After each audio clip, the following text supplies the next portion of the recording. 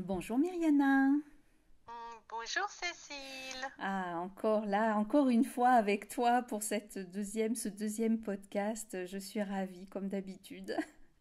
Moi aussi, je suis ravie. Merci pour cette possibilité d'échange. Je suis très heureuse de parler avec toi Hmm, sur les sujets qui me passionnent. oui, oui, justement, ce fameux sujet, le hiking. Mais qu'est-ce que c'est que le hiking et comment c'est venu au monde? Voilà, raconte-nous tout ça avec joie. Oui, avec plaisir. Alors, les Vikings. Les Vikings, on peut aussi dire Yijing ou Yijing, selon prononciation, parce que les Chinois, bien sûr, vont les prononcer différemment. Nous, on ne peut pas forcément avoir la prononciation chinoise. Pour simplifier, on dit Yiking. Et en fait, les Vikings, qu'est-ce que c'est? Ça veut dire, en fait, les classiques des changements. Le mot yi veut dire changement ou mutation. Et en fait, on parle ici des changements. Et Ok. dans les Vikings, en fait, le centre du Viking, du livre du Viking, parle du fait que tout change tout le temps dans la vie. Et Hmm. que la seule chose qui ne change jamais, c'est le changement. Oui, c'est ça. C'est tout à fait ça. Donc, Mhm. en fait, comme je mentionnais, c'est un livre. Aujourd'hui, c'est un livre, mais ça n'a pas toujours été un livre. Donc, on peut considérer que c'est le plus ancien texte chinois. Certains disent que c'est le plus ancien livre du monde. Après, je pense que les Chinois et les Indiens peuvent se disputer l'ancienneté de leurs œuvres majeures. Mais, mais en tout cas, ça fait partie des plus anciens livres du monde. En tout cas, c'est le plus ancien de la Chine. Et toute la pensée chinoise est basée en réalité sur les Vikings.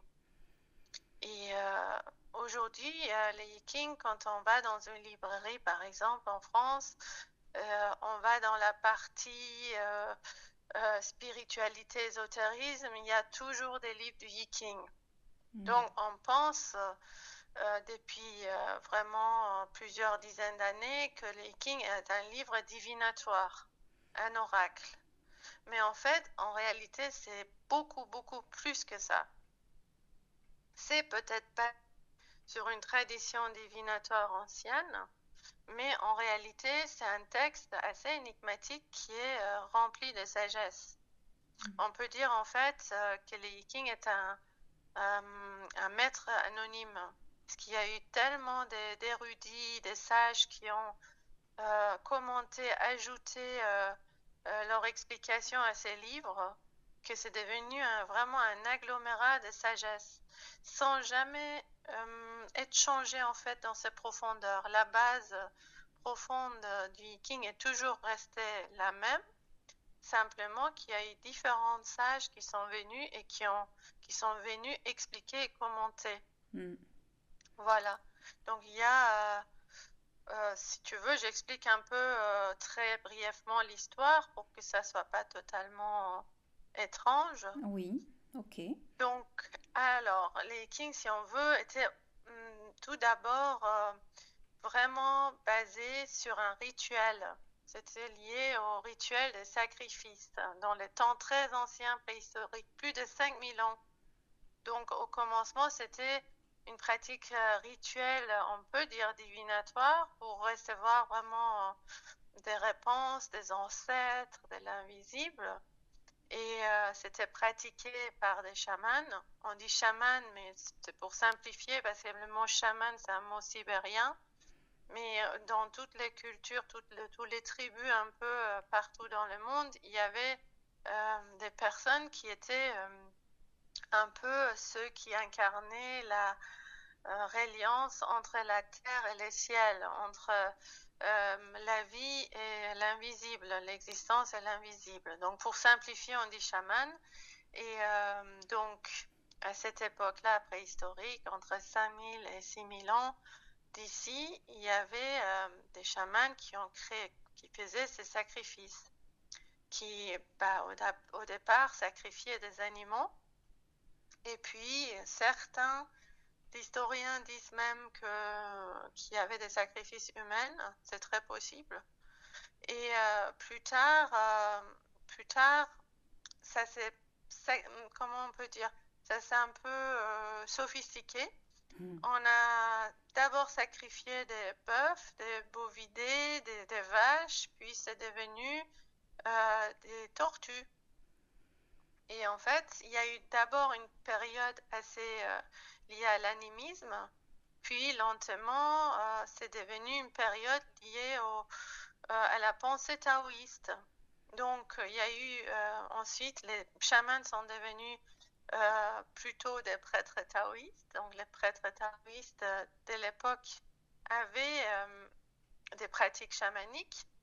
Et donc, leur rituel de sacrifice consistait vraiment à utiliser des tortues.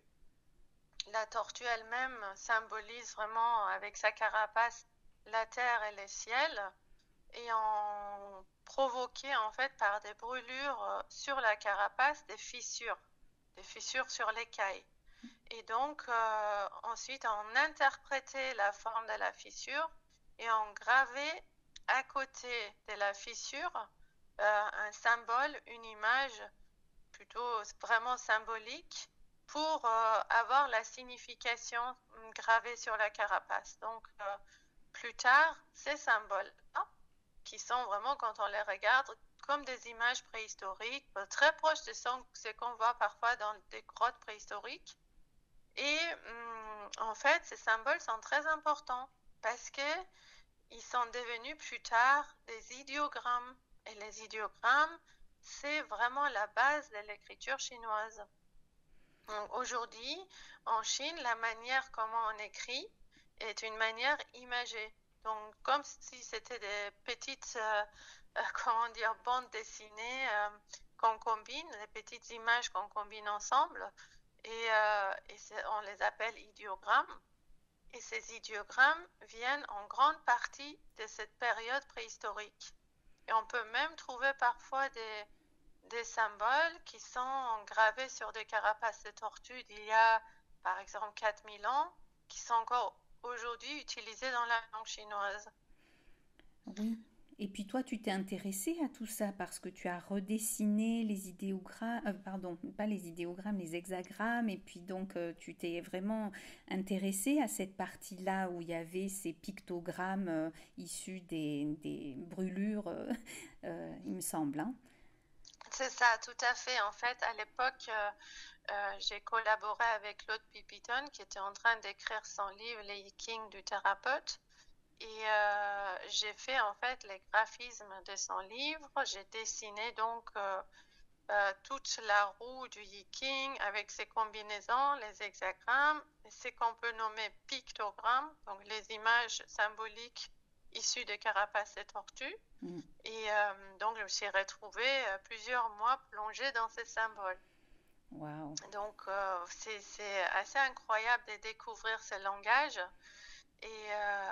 Et donc, pour dire comment ça a continué ensuite, c'est que les Chinois ont tellement fait des sacrifices de tortues qu'ils ont exterminé malheureusement les tortues de l'eau douce.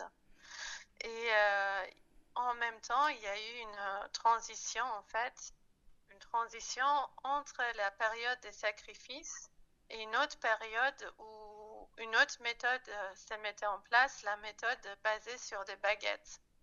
Baguettes, des tiges de plantes qui servent d'une manière spécifique à constituer une autre image, une autre genre d'image qu'on appelle hexagramme. Hexagramme parce que c'est constitué de 6 traits.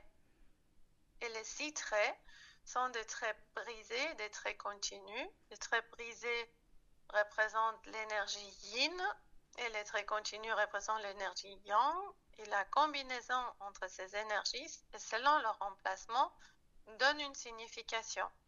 Et cette signification, elle correspond dans ses profondeurs à l'image ancienne sur la carapace de tortue. Voilà, donc il y a eu, pour faire bref, hein, parce qu'il y a eu beaucoup plus d'histoires à raconter là-dessus, parce qu'il y a eu une phase de transition, il y a des images étranges qui étaient gravées sur la carapace des tortues, qui étaient des images de transition entre pictogrammes et hexagrammes. Tout ce qui est en fait essentiel à dire, c'est que il y a eu ensuite vraiment la constitution de 64 archétypes. 64 archétypes qui proviennent justement de ces carapaces de tortues. Et on s'est rendu compte que on pouvait en fait dire que tous les fonctionnements du monde, de la vie, de l'existence, des situations surtout dans la vie et des comportements humains, euh, on peut les voir dans des archétypes. Et ces archétypes sont justement les hexagrammes. Les hexagrammes qui sont toujours constitués de 6 traits et qui correspondent à un ancien pictogramme des carapaces des tortues. Donc, simplement, l'histoire du Yiking, en fait, ça vient de ces sacrifices, de cette offrande de temps préhistorique. Et avec les temps, c'est vraiment, ça s'est sophistiqué et différents sages, érudits et penseurs chinois sont venus vraiment ajouter leur pensée, leur écriture, leur intuition à ce qui est devenu plus tard, ce qu'on appelle les classiques des changements. Et donc c'est une longue histoire liée à des grands fondateurs, à des rois sages, qu'on peut trouver partout si on veut. L'histoire du Viking est liée aux chefs légendaires comme Fuxi ou Fohi, chef mythique des clans préhistoriques il y a 6500 ans, puis d'autres fondateurs qui sont venus, les rois sages, les rois Wenwang et son fils, les ducs de Zhou, il y a 3000 ans. Et ce sont tous des personnes qui ont contribué à ce langage d'archétypes dans les Vikings. Puis en fait, ça se termine selon la légende avec Confucius qui a écrit les commentaires du Viking. Mais on sait maintenant, les historiens disent que ce sont plutôt les disciples de Confucius qui ont rédigé ces textes. Et donc, comment dire, la plus récente version du Viking, elle est déjà la plus très ancienne, 2500 ans. Donc, ce qu'on a aujourd'hui devant nous, quand on prend un livre de Viking dans nos mains, c'est un livre qui a au moins 2500 ans, mais avec une histoire de 6500 ans. Ok. Donc ça, c'est un peu un résumé très raccourci de l'histoire du Viking. Ce qu'on doit savoir aussi, c'est qu'en fait, les fonctionnaires dans l'Empire de l'époque, c'était déjà en fait plusieurs royaumes qui se combattaient, etc., qui se retrouvaient ou qui faisaient des alliances. En tout cas, les fonctionnaires de l'époque devaient connaître par cœur ces livres pour être capables de prendre des grandes décisions politiques et militaires. Oui. Voilà au niveau historique en tout cas. Ok. Alors, ça veut dire que finalement, à cette époque-là, et peut-être encore aujourd'hui, et que nous, l'usage du geeking qu'on connaît, effectivement, c'est plutôt pour les situations. Et pourtant, toi, tu l'utilises autrement. Oui, alors c'est ça. Donc il y a en fait deux manières d'utiliser les Yikings. Il y a la manière qui est la plus connue. Elle sert comme livre de sagesse, comme un maître en fait pour éclaircir une situation où on n'a pas vraiment la clarté. Et en fait, comme la majorité des personnes qui connaissent les Yikings, ils connaissent les Yikings par les tirages. Donc, on fait un tirage ou de manière traditionnelle avec des baguettes. Aujourd'hui, c'est souvent des baguettes de bambou, 150 baguettes, et c'est une manière assez sophistiquée qui prend un peu de temps, presque 40 minutes, 1 heure pour faire un tirage. Ou bien on fait un tirage à l'aide des pièces. Là aussi, on peut utiliser des pièces de monnaie chinoise, mais ça peut être aussi des pièces européennes pour toujours, à ce moment-là, ça doit être 3 fois la même pièce. Et on peut faire des tirages pour poser une question au Yiking. Et en fait, ce qui est important, c'est que la question doit être très claire, posée d'une manière très claire. Et pour ça, il faut vraiment qu'il y ait une sorte d'urgence. On est dans une situation vraiment pas claire dans la vie. On s'assoit en silence, tranquillement, et on laisse vraiment venir cette question et on la note.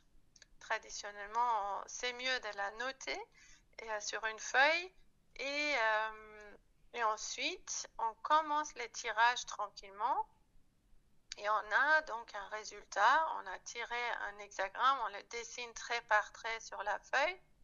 Un hexagramme peut toujours muter vers un autre hexagramme. Ça, c'est un peu, ça irait trop loin si j'explique pourquoi et comment. Mais simplement, souvent, on a en fait deux hexagrammes devant nous. Et cet hexagramme, les premiers qu'on a dessinés, c'est toujours les reflets de l'instant présent, de ce qui se passe aujourd'hui devant moi, pour clarifier vraiment ce qui est là maintenant. Ce n'est pas prédire l'avenir, c'est les reflets on peut dire, de l'énergie entre le ciel et la terre dans l'instant présent. Et en fait, cet hexagramme nous donne donc déjà une image et on peut, si on connaît le Yiking, qu'on comprend son langage énigmatique, on peut aller voir ce que c'est cet hexagramme, l'énergie de cet hexagramme, c'est ce qu'elle nous explique. Et c'est ça, en fait, permet de vraiment voir en nous la réponse qui était déjà là, en fait, par rapport à la question. L'interprétation juste du Yiking, directement liée aussi à notre propre intuition, permet de dévoiler la réponse, justement, qui a engendré la question. Et ça, c'est uniquement possible si on est vraiment dans un moment de tranquillité.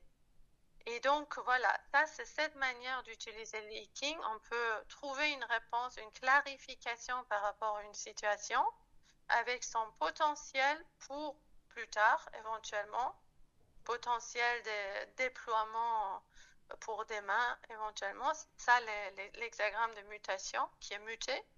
Et ensuite, l'autre manière d'utiliser le Yiking que je propose majoritairement, c'est une utilisation plutôt rare qui est de consulter le Yiking en tant que boussole d'orientation. Et donc, on se sert de la date de naissance. Et cette date de naissance permet de déterminer un hexagramme personnel. Et à partir de cet hexagramme personnel, il y a des mouvements qui se découlent. Et en fait, pour ça, je me sers d'une roue, d'une très ancienne roue qui a été développée à peu près il y a 2200 ans et puis aussi à peu près il y a 1000 ans par un autre érudit. Cette roue-là, en fait, catégorise, si tu veux, les hexagrammes par période dans l'année. Donc, c'est lié à un calendrier cyclique, comme un cercle, et chaque hexagramme représente une période d'à peu près 5 jours dans l'année. Et donc, l'archétype d'énergie qui est présent à ce moment-là dans la vie. Et donc, avec la date de naissance, on détermine les moments d'entrée dans le cercle de la vie, qu'on nomme la roue du Yiking, par exemple. Et un hexagramme engendre plusieurs hexagrammes à ce moment-là aussi. Il y a des transformations qui sont là aussi.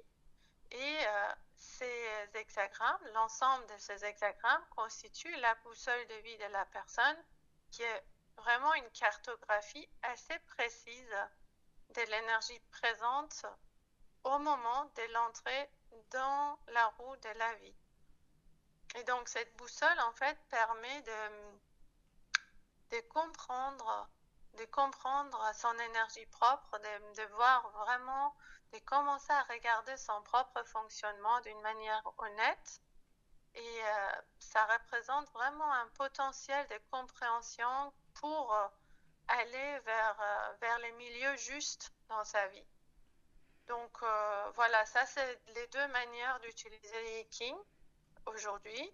Il y a peut-être d'autres manières encore. Il y en a d'ailleurs qui sont liées vraiment à la divination, qui sont beaucoup utilisées peut-être en Chine ou à Taïwan, qui sont des calculs liés aux 5 éléments, aux animaux, au calendrier chinois.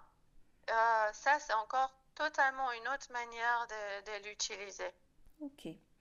Et donc, est-ce qu'il y a des textes justement sur lesquels, en fait, ça s'appuie plus l'interprétation de la date de naissance, enfin pour un hexagramme, donc 5 jours, mais est-ce que justement ça s'appuie sur des textes? Qui a développé cette science côté plus cette relation entre ciel et terre qu'on incarne quand on s'incarne à une certaine date? Est-ce qu'il y a des textes connus, pas connus, je sais pas. Alors, en fait, c'est ça, on me le pose souvent comme Ah, question. Euh, Mais justement, en fait, c'est pour ça que c'est une utilisation plutôt rare, en fait, en Occident.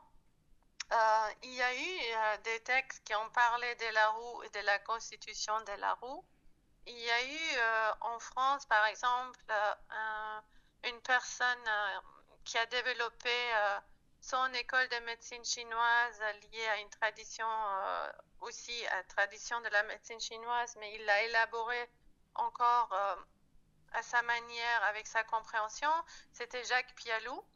Et ensuite, en fait, certainement, il y a eu dans d'autres pays d'autres personnes qui ont travaillé avec une roue.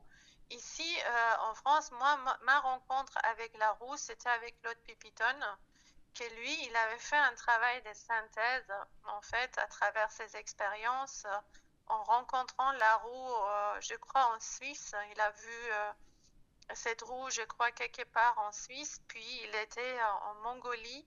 Il a découvert que là-bas, on travaillait ou on utilisait encore les Yikings, mais on se servait beaucoup encore des dessins des carapaces des tortues. En tout cas, il avait vu ça aussi.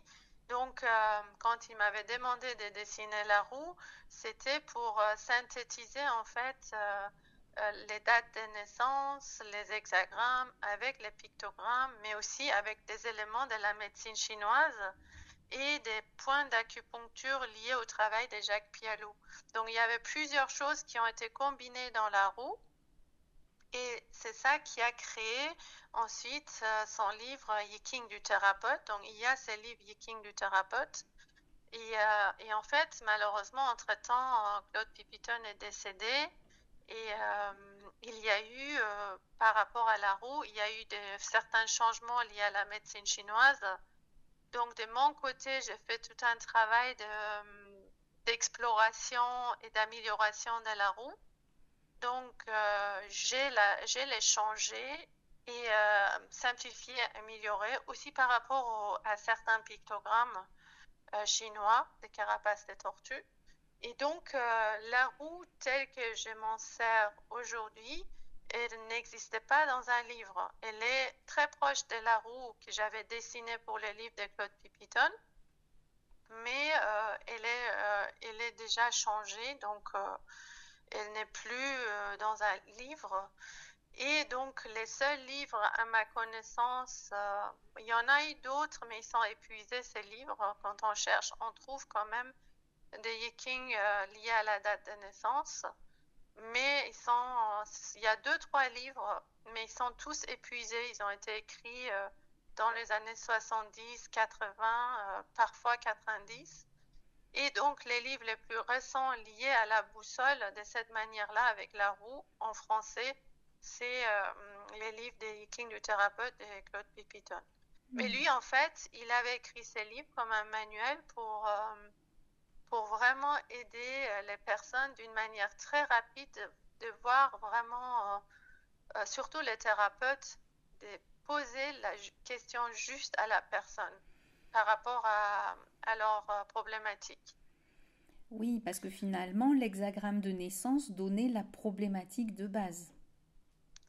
Tout à fait. Il Hmm. pouvait, lui, Claude Pipiton, il était vraiment thérapeute. Il utilisait plusieurs disciplines et donc il se servait du Viking depuis très longtemps et il s'en servait avec cette boussole vraiment pour, avec la date de naissance, voir, ah oui, cette personne peut avoir ces problématiques-là et poser donc la bonne question par rapport à éventuelles problématiques qui pouvait avoir la personne pour vraiment aller directement dans le vif du sujet et lui donner les bonnes indications par rapport à sa santé et son vécu aussi. Hmm. Mais disons que ce n'est pas la manière dont j'utilise la date de naissance de mon côté. Donc ça m'a servi à l'époque comme base, cet apprentissage des Claude Pipiton. Mais aujourd'hui, la manière dont je me sers du Viking n'existe pas comme livre en fait. Donc cette manière-là, c'est de se servir de cette boussole qui est extrêmement juste, mais vraiment pour aller regarder son fonctionnement naturel, d'aller regarder vraiment qui en est euh, au fond de nous-mêmes, si on veut. C'est vraiment un moment, si on veut, c'est une méthode d'investigation. On peut dire une consultation de cette boussole, ça peut être le début d'un travail d'observation de son fonctionnement et de ses réactions au quotidien. Et en fait, ce travail d'observation s'est fait idéalement sans commentaire, sans jugement.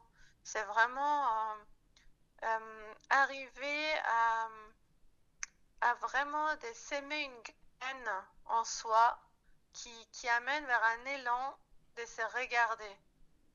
Vraiment progressivement retrouver une clarté sur son fonctionnement. Et la boussole de vie, la boussole du Viking, par la reconnaissance qu'on peut avoir d'abord, nous voit, bah oui, c'est comme ça que j'ai été faite, c'est comme ça que je fonctionne au quotidien, mais aussi c'est par là qu'il y a mes limites.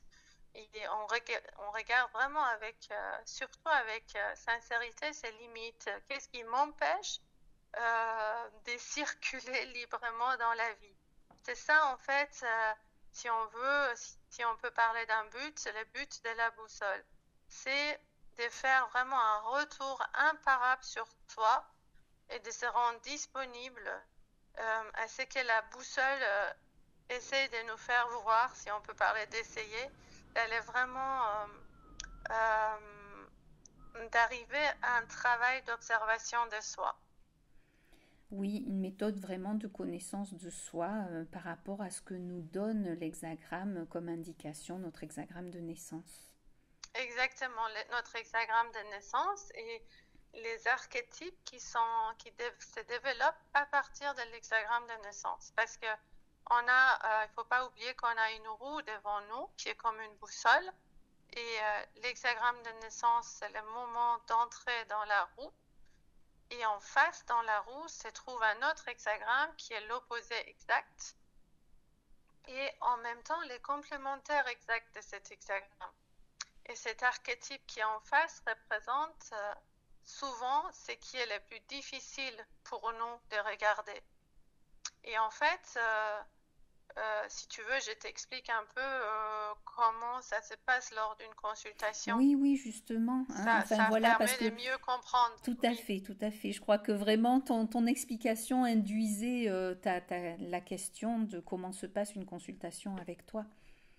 c'est ça. Donc, en fait, lors d'une consultation, ce qui se passe, c'est que j'explique d'abord un peu cette manière de travailler avec la roue du Viking. Parfois, les personnes qui viennent, ils n'ont jamais entendu parler du Viking, ils viennent par bouche à oreille. Donc, j'explique un peu quand même ce que c'est.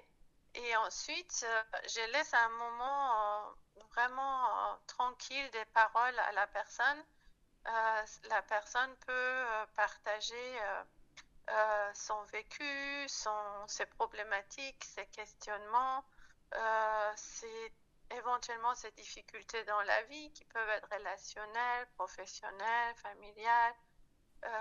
Parfois, c'est des personnes en manque d'orientation. Très souvent, c'est des personnes qui sont dans une période de passage.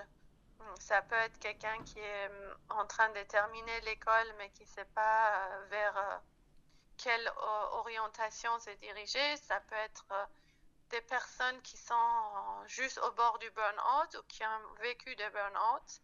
C'est souvent des personnes autour de 30-35 ans, entre 30 et 40 ans, qui sont dans ces périodes-là. Puis ça peut être des personnes qui sont en train de quitter une ancienne vie pour aller vers une nouvelle vie, etc. Ça peut être des personnes qui vont aller qui se dirigent vers leur retraite et qui souhaitent trouver une nouvelle orientation à leur vie à la retraite. Donc voilà, ça peut être ces genres de personnes et donc elles peuvent partager leur vécu, leurs éventuellement difficultés, ce qui n'est pas clair pour eux, leurs blessures aussi éventuellement. Ça peut être aussi des personnes qui viennent tout simplement par curiosité. Tout est possible en fait. Et pendant que la personne partage, ce que je fais, c'est simple, j'écoute.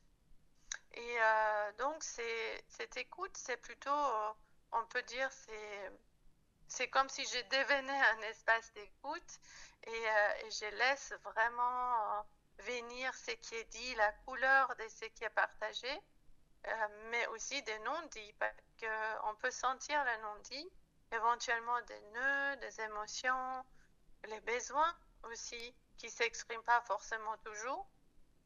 Donc, en bref, vraiment, les parfums de la personne qui se déploient devant moi. Et lentement, j'associe en fait ce qui a été partagé aux hexagrammes de sa boussole.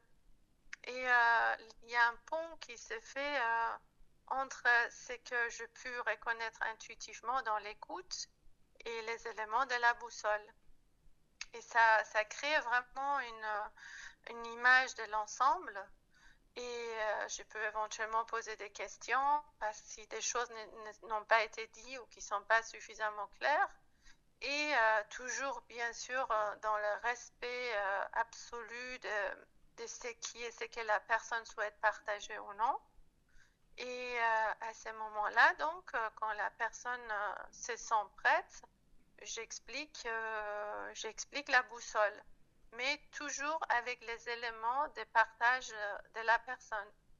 Comme ça, en fait, c'est le plus facile de comprendre ces hexagrammes personnels parce que notre propre vécu nous permet de les voir plus clairement. Au lieu que ce soit des entités anonymes, neutres, comment on peut dire, comme un langage impersonnel, c'est vraiment plutôt par rapport à notre propre vécu qu'on peut au mieux comprendre notre boussole de vie.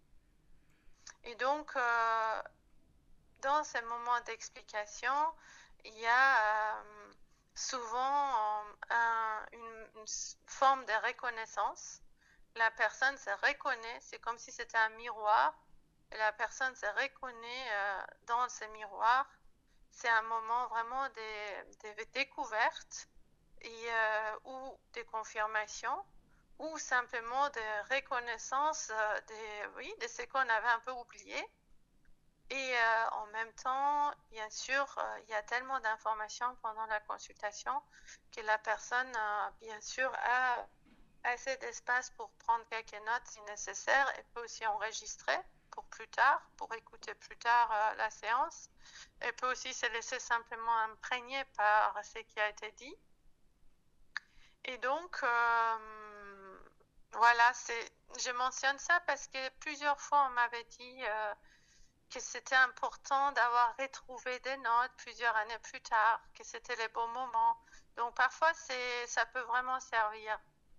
Et donc voilà, la personne, elle a une reconnaissance et c'est vraiment à partir de ces moments-là, si on veut, qu'il y a une graine qui a été sémée. Ça ne se sent pas peut-être tout de suite. La personne va partir avec toutes ces informations et cette sensation éventuellement de reconnaissance, même d'une orientation ou d'une confirmation. Et ensuite, le travail qu'il y a à faire derrière, c'est vraiment de s'observer sincèrement. Au départ, on peut oublier, mais ce qui peut se faire progressivement, lentement, c'est de commencer à vraiment regarder les moments de tension.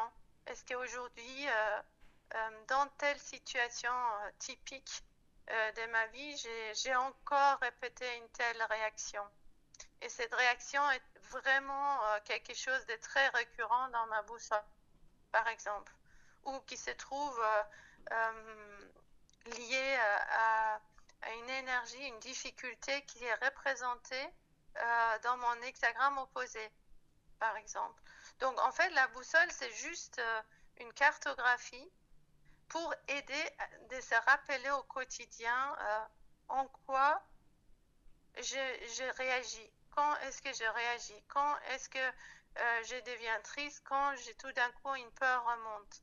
Et ça, sans commencer à dire ah non, il faut pas, non, j'ai encore réagi, j'étais encore en colère, et pourquoi je suis encore triste, etc. Non, simplement s'observer, s'observer et sentir ce qui est là et voir en fait qu'on est constamment en train de répéter les mêmes fonctionnements. Et c'est ça souvent qui nous empêche en fait de voir clair. Donc voilà, ça c'est un résumé total.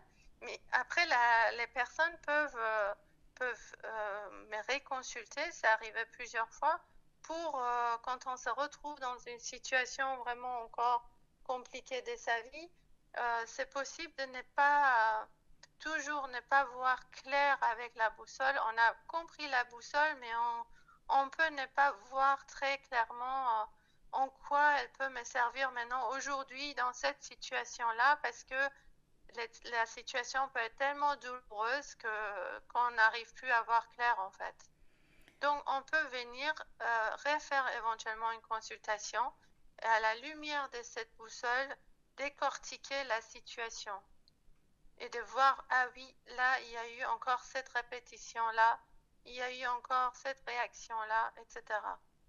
Oui, en fait, il y a un instant T, enfin la boussole, elle se vit comme ça tout au long de la vie, et puis selon les instants, il y a quelque chose peut-être qui émerge plus clairement, ou voilà, qui se met là devant nos yeux et qu'on ne peut pas éviter, et c'est bien d'aller voir avec la boussole justement, de reprendre du recul en fait. Tout à fait, bien sûr. Après, pour chacun, la boussole sert d'une manière différente. Par exemple, quand j'ai quelqu'un en consultation qui vient de finir l'école et qui est complètement perdu par rapport à l'orientation à prendre après, euh, souvent cette personne, ça m'est arrivé, qui ne sont pas encore dans des expériences forcément douloureuses, sauf si c'est des enfances compliquées, mais j'ai vécu des personnes qui simplement cherchent simplement à trouver leur manière naturelle, à les comprendre, à les voir, à se reconnaître et aller joyeusement vers ce qui est naturel pour elles. Mais ensuite, voilà, ça c'est une manière on peut dire moins lourde d'utiliser la boussole. Ça ne veut pas dire qu'elle est lourde, mais il n'y a pas toujours des réactions et des colères ou etc.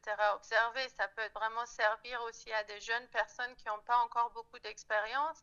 Ça peut servir à des personnes, comme je disais, qui sont au bord du burn-out et ils voient vraiment qui répètent un certain fonctionnement et qui, selon leur vécu, euh, n'osent pas dire non, par exemple, dans une situation au travail, ou qui se plient à la volonté de quelqu'un d'autre, par exemple, euh, ou croient à un conditionnement spécifique qui fait qu'il faut faire les choses d'une telle manière et pas autrement. Et ça, toutes ces choses-là sont vraiment lisibles dans des archétypes des hexagrammes. Oui, alors justement, ça me fait penser, est-ce que tu peux préciser combien il y a d'hexagrammes qui nous concernent dans la boussole, puisqu'il y a le premier de l'hexagramme de naissance, après tu as dit qu'il y en a un en face, est-ce que tu peux résumer ça et comment et donner leur nom? bien sûr. Donc, on a un hexagramme de naissance. Alors, cette boussole, la manière comment elle a été élaborée, c'est vraiment le travail de Claude Pipitone. Donc, l'hexagramme de naissance, c'est le moment de notre entrée dans la grande roue du Viking. Ensuite, en fait, à partir de cet hexagramme de naissance, pour aller plus loin, creuser dans le fond de cet hexagramme, on regarde son nucléaire. Ça, c'est une manière de calculer qui permet d'arriver au centre de la boussole. Et ces nucléaires, on les retrouve aussi dans les Vikings classiques, qui n'est pas forcément lié à une boussole. Ensuite, en face dans la roue, on retrouve l'hexagramme opposé.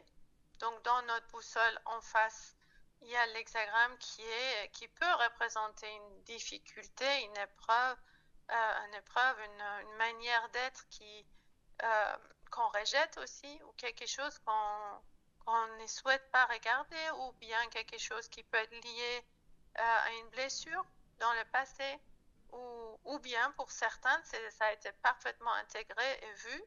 Et donc, ça dépend vraiment du vécu de la personne à chaque fois. Donc, il y a un hexagramme d'opposé. Ensuite, il y a deux autres hexagrammes qui correspondent au moment de la conception. Claude Pipitone le nommait l'hexagramme de conception et l'hexagramme de cadeau. En fait, l'hexagramme de conception, c'est le moment 9 mois avant la naissance. C'est une énergie qui nous est propre, qui est une aide dans la vie par rapport au moment des non-clartés.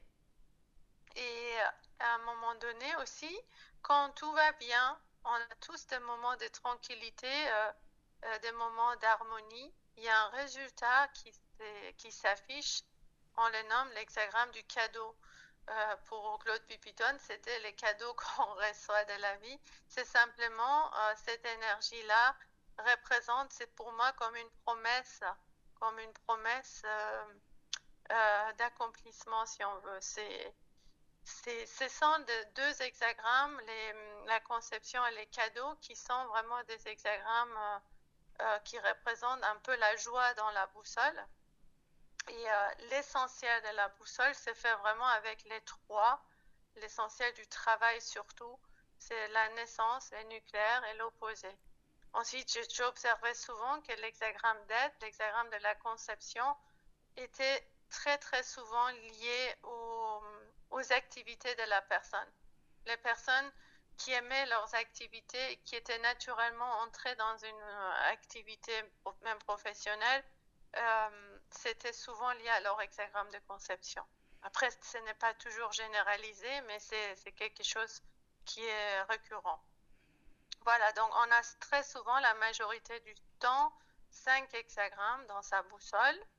Et parfois, il y a un hexagramme qui se répète. Donc, on peut avoir 4 hexagrammes parce qu'il y a un qui se répète, qui s'affiche 2 fois. Alors, il y a vraiment une insistance sur cette énergie-là dans la vie, dans la boussole. Ok. Et donc finalement, bon, alors là, voilà, les personnes peuvent venir te voir, faire cette consultation, etc. Mais je sais aussi que, en fait, il y en a qui ont voulu aller plus loin, donc tu as mis des formations en place. Est-ce que tu peux nous parler de tes formations, s'il te plaît? Oui, alors la grande majorité du temps, c'est les personnes qui ont eu une consultation qui souhaitent par la suite faire une formation. Donc après, pas toujours, mais la majorité du temps, parce que ça peut représenter une réelle découverte. C'est vraiment une voie des sagesses qui est passionnante et peut donner vraiment envie d'apprendre et de comprendre tous les 64 archétypes du Viking. Parce que ces 64 archétypes nous concernent tous. Vu qu'on peut aussi faire des tirages quand on a des questionnements urgents, récurrents, et qu'un tirage peut donner une réponse des sagesses dans l'instant. Donc, je propose aujourd'hui des formations sur 1 an qui sont, ça dépend en fait si c'est en présentiel, même c'est nouveau mot qu'on doit utiliser depuis le Covid. Donc, si c'est en présentiel ou si c'est à distance, quand c'est en présentiel, ça peut être 1 jour par mois. Mais les formations aujourd'hui que j'ai sont majoritairement à distance. Aujourd'hui, j'ai 2 classes en ce moment à distance et ça s'est fait à raison de 2 fois par mois sur 4 heures parce qu'à distance, bien sûr, c'est un peu plus compliqué de rester assis toute la journée devant son ordinateur. Donc, on fait par 2 morceaux, 2 fois 4 heures par mois sur un an. Donc, cette formation, c'est une formation complète qui permet vraiment d'apprendre comme d'où vient le yiking, beaucoup plus en détail l'histoire du yiking, le développement du yiking, puis en fait la roue du yiking, ses détails, comment ça s'est créé, la structure de cette roue, puis en fait la notion des trigrammes. Les trigrammes sont en fait des entités avec des 3 traits et la combinaison des trigrammes qui amène les hexagrammes, on peut le dire comme ça. La notion du Tao, c'est que c'est le Tao, c'est que c'est le Wu Wei, tout ça fait partie de la philosophie ou la pensée taoïste plutôt. Donc on va parler du taoïsme, on va parler du confucianisme, on va donc comprendre la roue des trigrammes avec tous les détails des trigrammes, aussi par rapport à la médecine chinoise, sans aller trop loin là-dedans parce qu'on n'est pas en train d'apprendre la médecine chinoise. Et ensuite, on va travailler tous les 64 hexagrammes, tous les 64 archétypes, mais vraiment avec les naissances des personnes qu'on connaît. Donc, les personnes apportent des dates de naissance qui les intéressent, de leurs proches, de leurs amis, de leurs ancêtres, d'eux-mêmes. Et on va travailler boussole par boussole. Par exemple, quand on travaille la boussole d'une personne, les autres personnes regardent aussi les dates de naissance de tous les hexagrammes de cette boussole de l'instant pour voir de leur côté les personnes qui connaissent liées à ces hexagrammes. Donc, c'est vraiment une manière très vivante d'intégrer les Yikings parce qu'on les relie, les hexagrammes, toujours au comportement humain, au fonctionnement humain. Et en même temps, il y a toujours plusieurs niveaux de lecture. Il y a un niveau fonctionnel, un niveau d'image. J'explique toujours les trigrammes qui constituent un hexagramme, les interactions entre les trigrammes, la structure de l'hexagramme, puis les pictogrammes anciens des carapaces des tortues et la liaison entre les pictogrammes ou l'idéogramme, on peut dire aussi, et l'hexagramme, l'historique parfois de l'hexagramme. Souvent, les hexagrammes sont liés à une période historique aussi qui est représentée dans l'histoire de la Chine. Les fameux rois sages, rois Wen, et un peu les personnages principaux qui se baladent à travers les hexagrammes et des vécus liés à l'histoire chinoise, des batailles ou des mariages, etc. Et donc, il y a toujours plusieurs niveaux de lecture. Il y a aussi un niveau ésotérique profond. Et il y aura des explications liées au confucianisme et des explications liées au taoïsme, qui sont bien plus profondes. Et en fait, ce que je n'ai pas mentionné, c'est que le Yiking est vraiment lié et au taoïsme et au confucianisme et sont en réalité inséparables en Chine. On peut avoir la tendance de séparer, dire les Yiking d'aujourd'hui est uniquement confucianiste, mais en fait non, parce que c'est grâce aux disciples de Confucius qu'on a pu lire la pensée taoïste en fait aussi. Et souvent les confucianistes dans les tares sont devenus des mystiques taoïstes.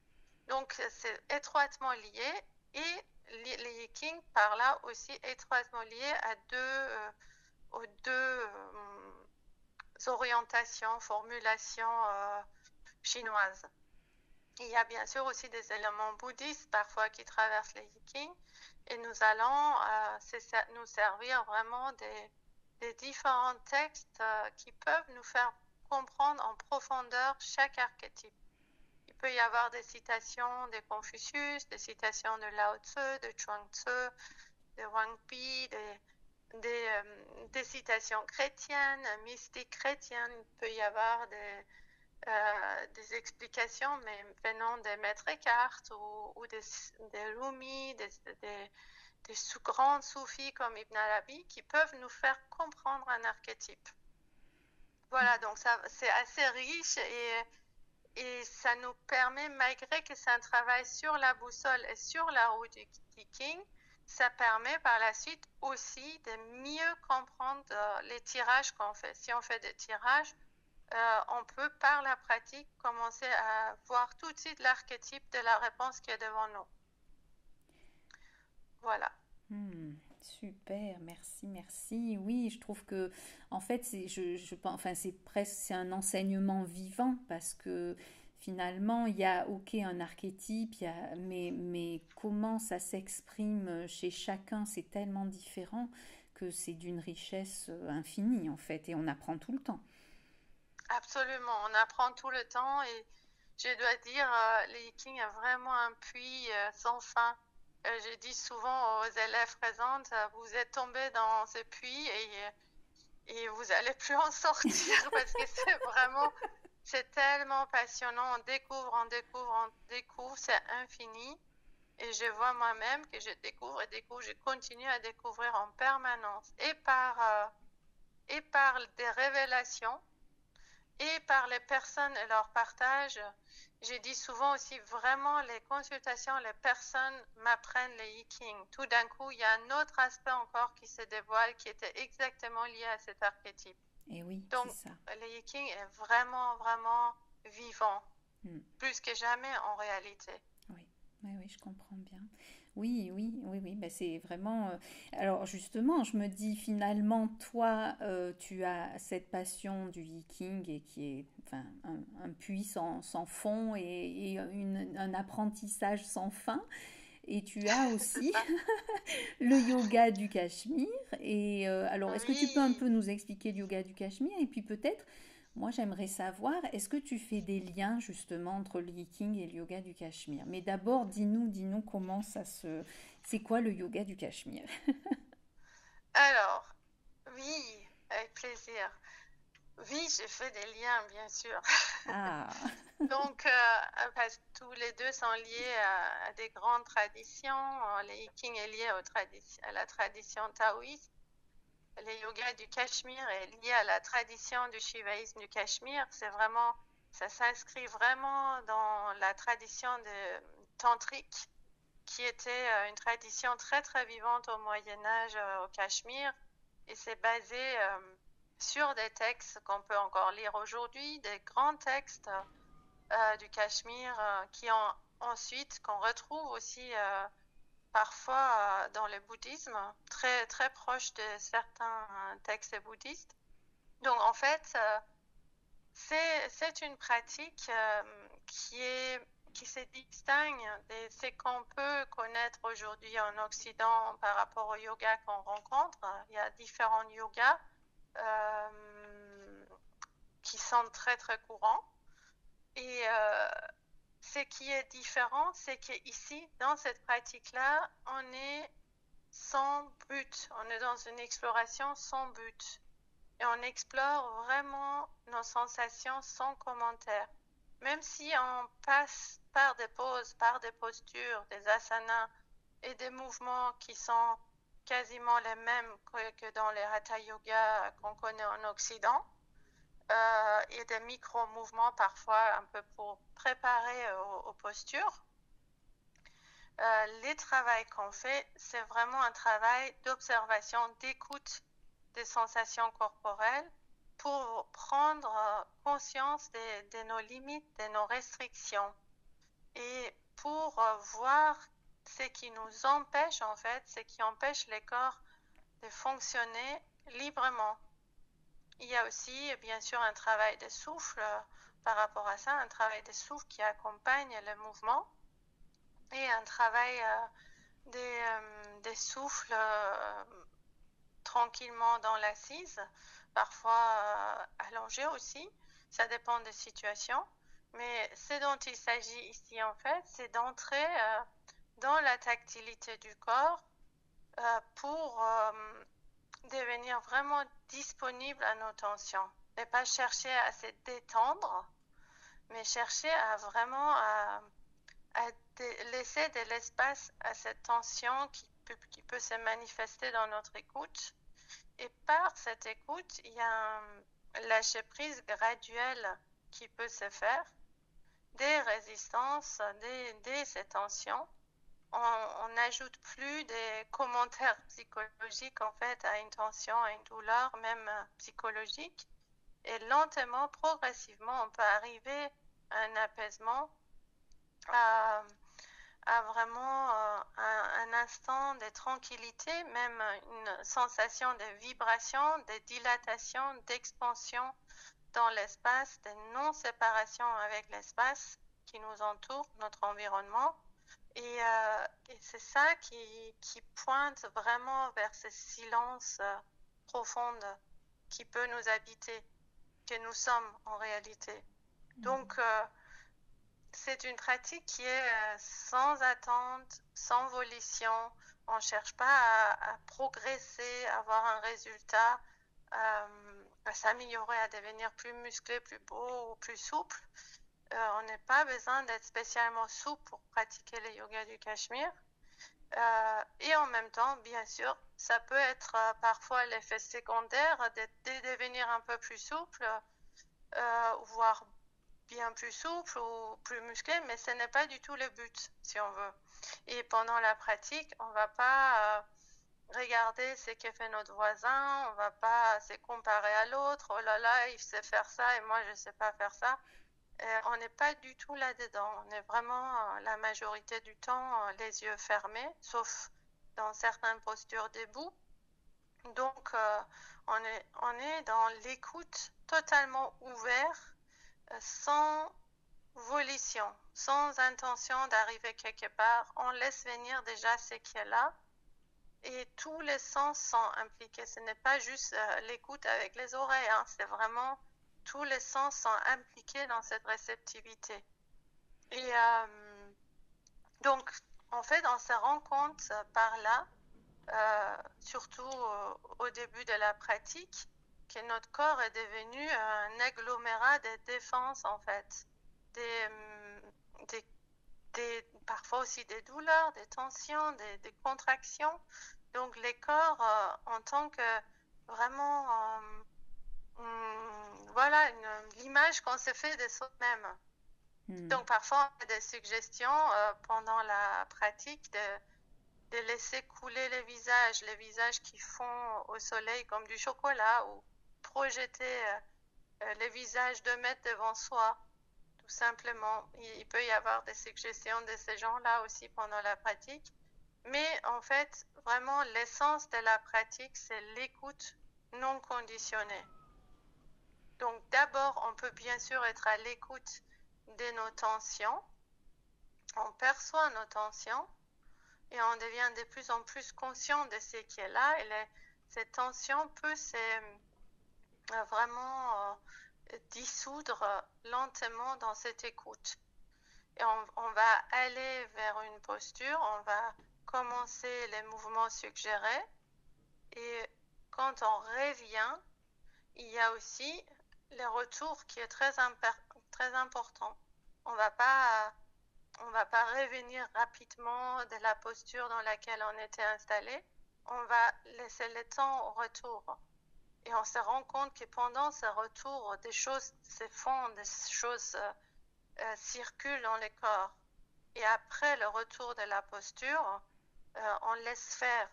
On reste à l'écoute de ce qui se passe et on sent qu'il y a des éliminations qui peuvent se faire. Et par là, on peut lentement, progressivement découvrir la vibration du corps. Parce que le corps est en train de vibrer en permanence. En fait, on peut se rendre compte tout d'un coup au quotidien qu'on est vibration.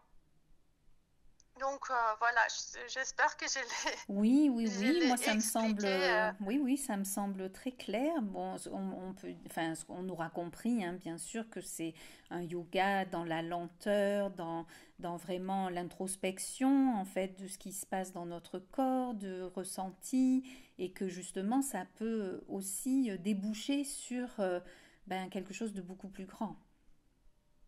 Absolument. Et en fait, ici, on parlait dans les Vikings des boussoles des vies. Ici, c'est notre corps qui devient la boussole. Hmm. Donc, notre boussole, c'est notre corps qui nous indique vraiment nos limites.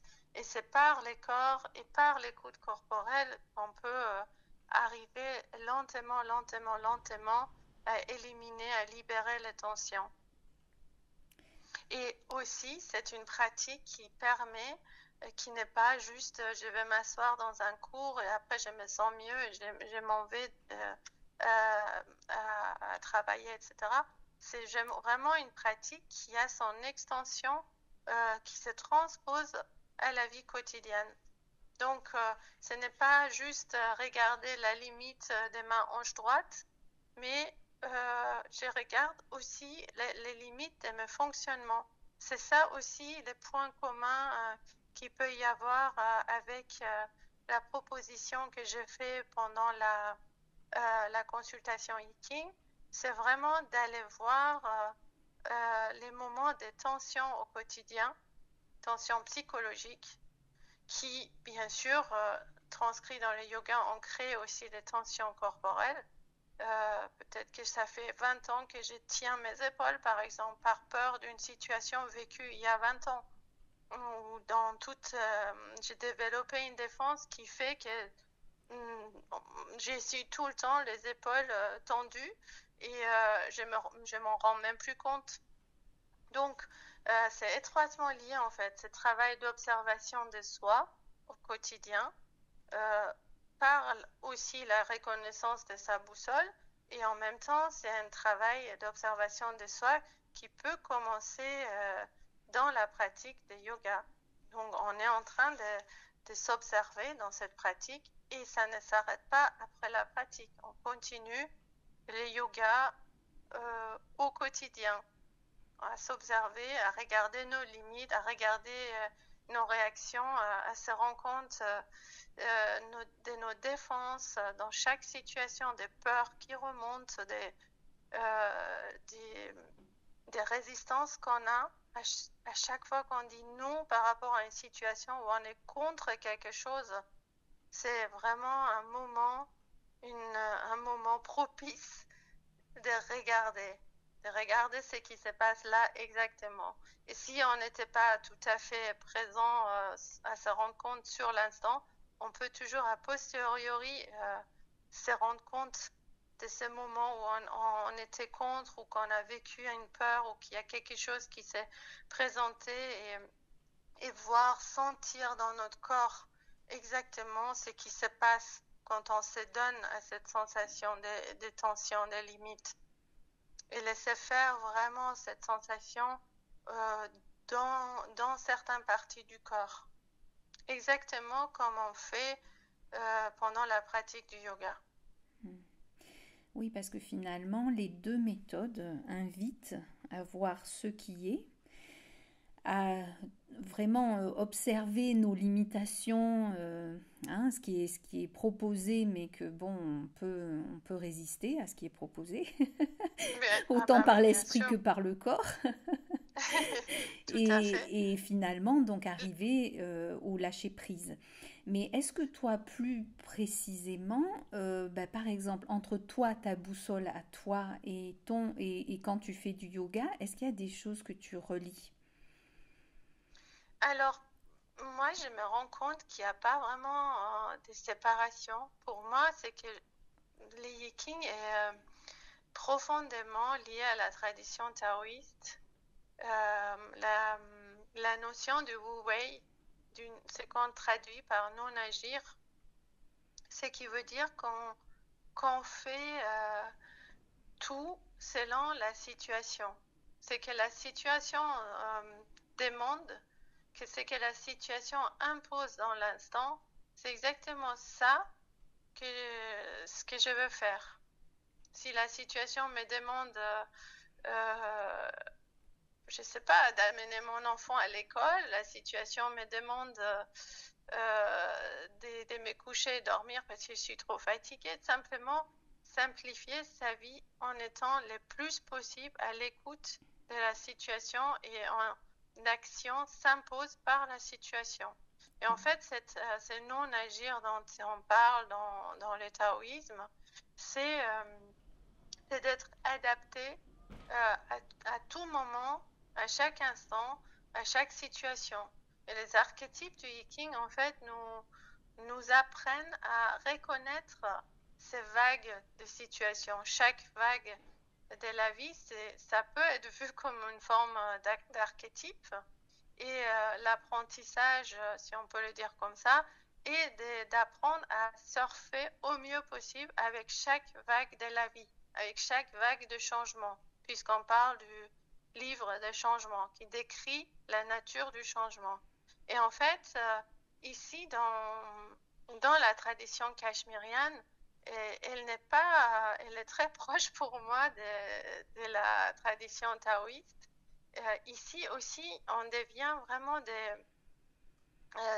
la vie elle-même, si on veut.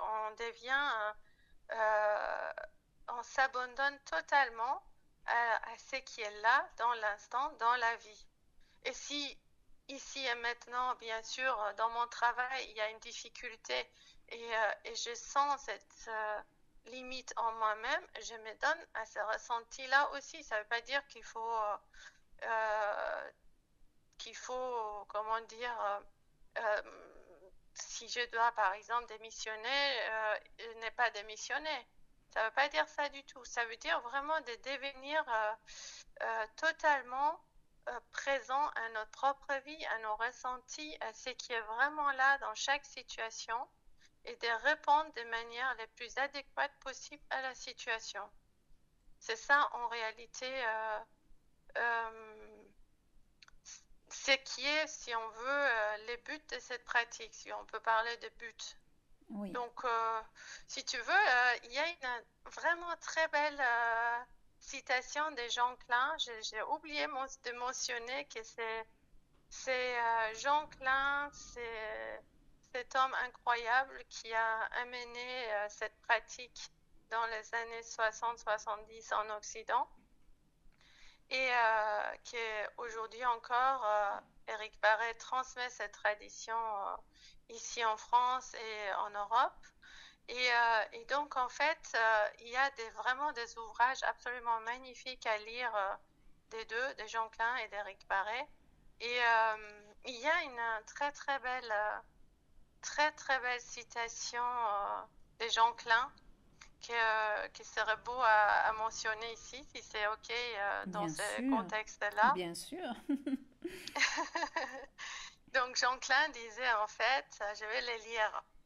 Alors, lorsque j'ai voyagé en Inde en 1968, j'ai rencontré un saint homme et ses disciples. Je fus attiré vers eux par la beauté de leurs chants et leur célébration de certains actes rituels au puja. Au cours de la conversation avec cet homme, je lui demandai ce qu'il entendait par le mot yoga, et je fus frappé par la simplicité de sa réponse. Il dit, le yoga, c'est de s'asseoir correctement, d'agir correctement, de se comporter correctement dans l'instant même. C'est d'être approprié à la situation dans toute votre action mentale et physique. Le yoga, c'est d'être uni avec le présent.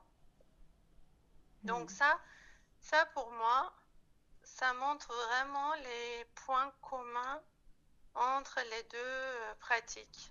Oui. C'est d'être uni, au final, d'être uni avec le présent. Oui, uni avec le présent. Moi, j'avais une autre image qui me venait, tu vois, c'était peut-être dans un premier temps suivre le mouvement et puis finalement être le mouvement même. Ah oui, magnifique, exactement. C'est tout à fait ça. Et les Tout à fait ça. deux méthodes invitent à cela. Tout à fait.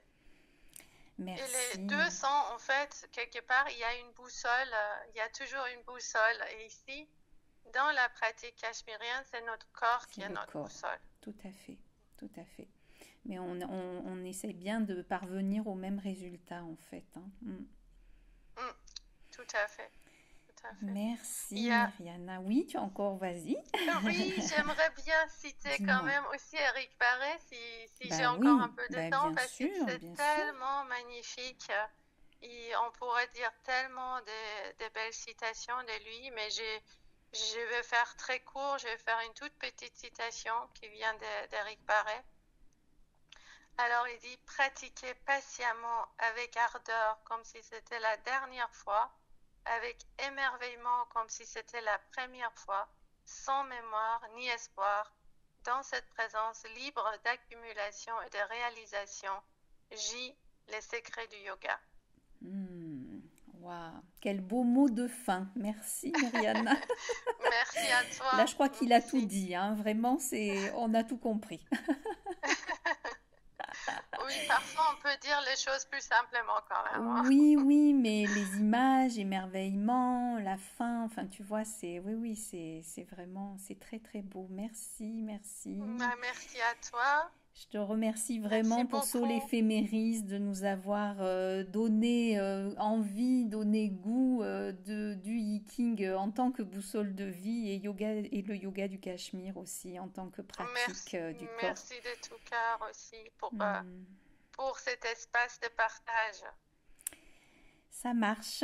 Eh ben, on dit au revoir à nos auditeurs aussi. Et puis, ben, moi, je vous retrouve pour un prochain podcast bientôt. Et je fais la Oui, surprise, hein. super, Je ne dis pas quel sujet, quelle personne. C'est la surprise.